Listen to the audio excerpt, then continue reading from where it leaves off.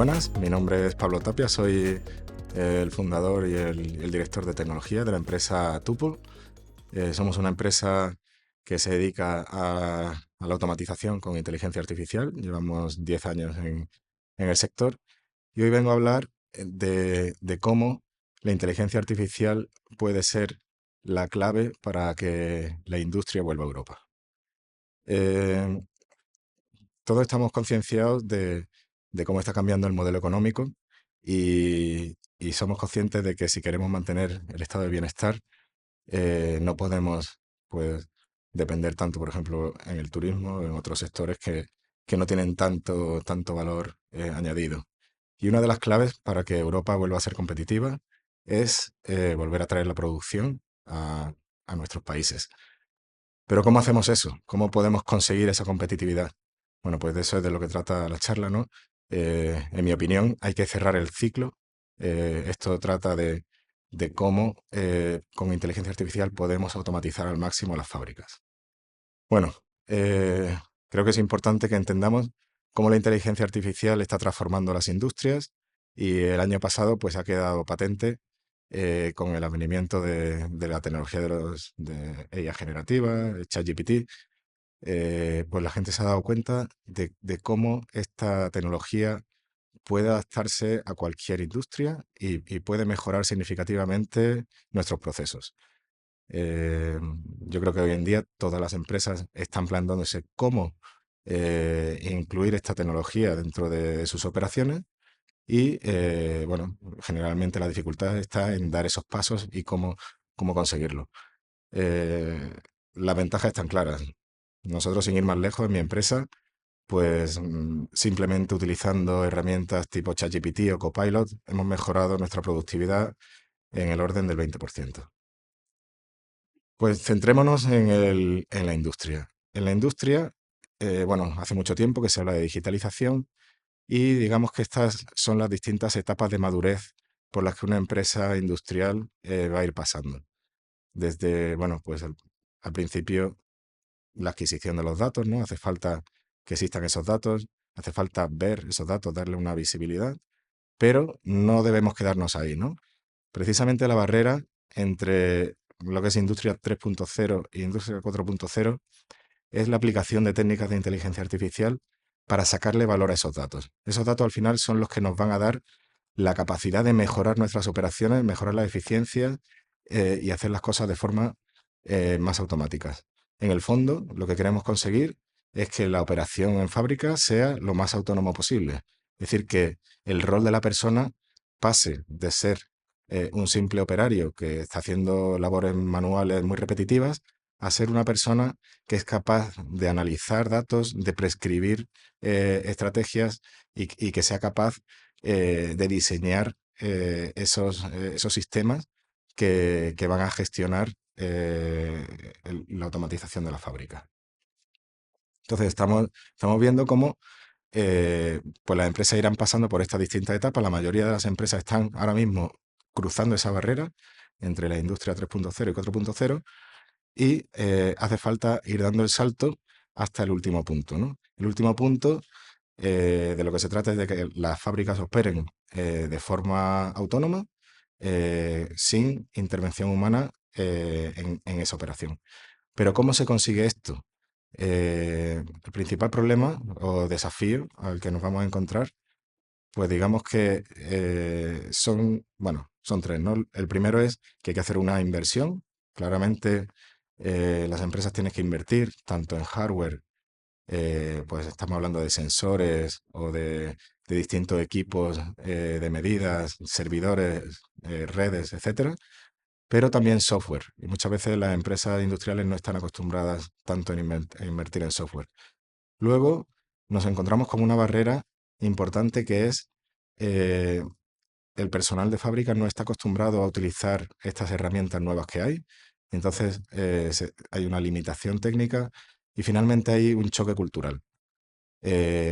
Todos estamos muy ocupados, ¿no? Entonces, ¿cómo consigues que una empresa cambie y se enfoque en el futuro, haciendo hueco en todas las cosas que hay que hacer en el presente? Para ello, hay una cuestión que es clave, ¿no? para romper, yo creo que la barrera más difícil de estas tres que he comentado es esa barrera cultural, es el empoderamiento también del personal técnico y es cómo puedo reducir la barrera de entrada de estas tecnologías que son las que me van a cambiar la vida para que el personal las pueda adoptar y puedan ser completamente autónomos en el uso de estas tecnologías. Para ello, la clave está en lo que se llama tecnologías sin código, no code, que te permiten de forma sencilla bajar una idea a algo práctico sin tener que programar. Y eso es fundamental, porque al final el conocimiento del dominio lo tienen las personas que están al pie del cañón. Los tienen los técnicos que están operando la fábrica o los tienen los ingenieros que están diseñando la mejora de los procesos. Entonces, si a esas personas se les da la herramienta adecuada, ellos son los que van a dar ese salto cuantitativo y cualitativo en la empresa y también van a reducir ese choque cultural que nos encontramos a día de hoy. Es fundamental que las empresas se encuentren con un personal motivado y que apuesten, ¿no? Y se alineen con esa visión ejecutiva del cambio. Y para ello, pues hay que empoderarlos y para poder empoderarlos se les tiene que reducir esa barrera de entrada mediante estas tecnologías. La, ve- la ventaja, aparte de esa reducción de la barrera de entrada, por supuesto, es hacer las cosas más rápido y al final conlleva un menor coste. Entonces, voy a poner un ejemplo de este tipo de tecnologías aplicado a un caso real. En- bueno, todo el mundo está muy familiarizado con la visión artificial. Esto es un ejemplo práctico de una fábrica en Vietnam con uno de nuestros clientes, donde estamos aplicando este enfoque. Se trata de, bueno, varias líneas de producción donde hay unos defectos bastante complicados de detectar, donde hasta ahora pues se tienen a personal haciendo una inspección visual con microscopios, lo cual es bastante tedioso, y resultaba complejo automatizar o incluso muy costoso porque estamos hablando de un cliente que tiene muchísimas referencias. Si esto se utilizara mediante un enfoque tradicional de visión artificial, en el cual el cliente le pide a un proveedor que le cree los modelos que hacen falta, pues el coste del servicio se dispara. ¿Cuál es la clave aquí? La clave está en que el propio personal de la fábrica pueda eh, interiorizar ese trabajo y puedan hacer ellos mismos los modelos e implantarlos en fábrica, que es lo que está ocurriendo en este caso. Los técnicos, los operarios de la fábrica están creando los modelos, los están entrenando, los están desplegando y están viendo el valor de reducción de personal dramático que está ocurriendo, ¿no? Y además la ventaja que tiene, por supuesto, es que funciona mejor que un humano, porque el humano al final se cansa y no es capaz de detectar muchas cosas.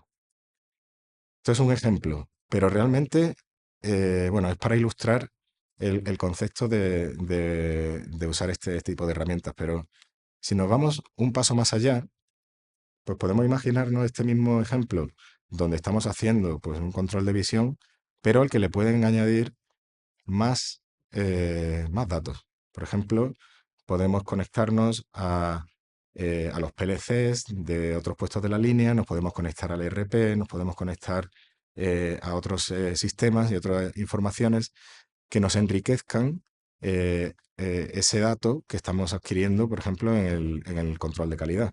Y en el caso pues, que he ilustrado, por ejemplo, podemos detectar que hay un problema de soldadura y entonces detectar que los parámetros de soldadura de la estación de soldadura no están bien ajustados y automáticamente tocar esos parámetros y ajustar el control de la línea en tiempo real.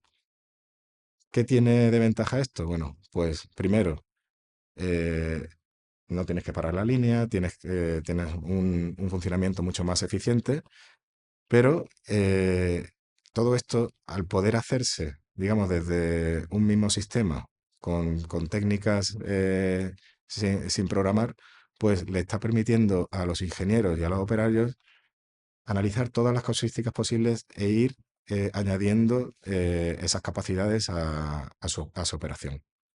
Esto no es algo que se haga de la noche a la mañana o un sistema que se compra y se implanta, sino que se tiene que ir haciendo paulatinamente, adaptado al proceso específico de esa empresa. Entonces, ¿cuáles son las capacidades que tiene que tener este sistema? Pues tiene que tener una capacidad de procesamiento de datos, de combinar múltiples fuentes, hacer un análisis de causa raíz y finalmente pues tener la capacidad de ajustar y de supervisar ese ajuste, ¿no? Entonces, con ese tipo de herramientas vamos a ser capaces de conseguir ese objetivo que nos estábamos planteando para que la operación pase de ser algo que requiere pues una gran cantidad de mano de obra a algo que funciona prácticamente autónomo y en el que una serie de individuos que se han elevado y que están muy especializados en analizar datos y algunos de ellos incluso en crear esos casos de uso, van a ir diseñando esa operación automática en tiempo real de la fábrica. Y esto que os estoy contando no es ciencia ficción, sino que es algo en lo que estamos trabajando nosotros. De hecho, a final de año lo tendremos implantado en esta misma fábrica que os contaba. Y es algo que, bajo mi punto de vista, va a ser la clave para poder reindustrializar Europa y poder traernos de nuevo a las fábricas y poder producir desde aquí.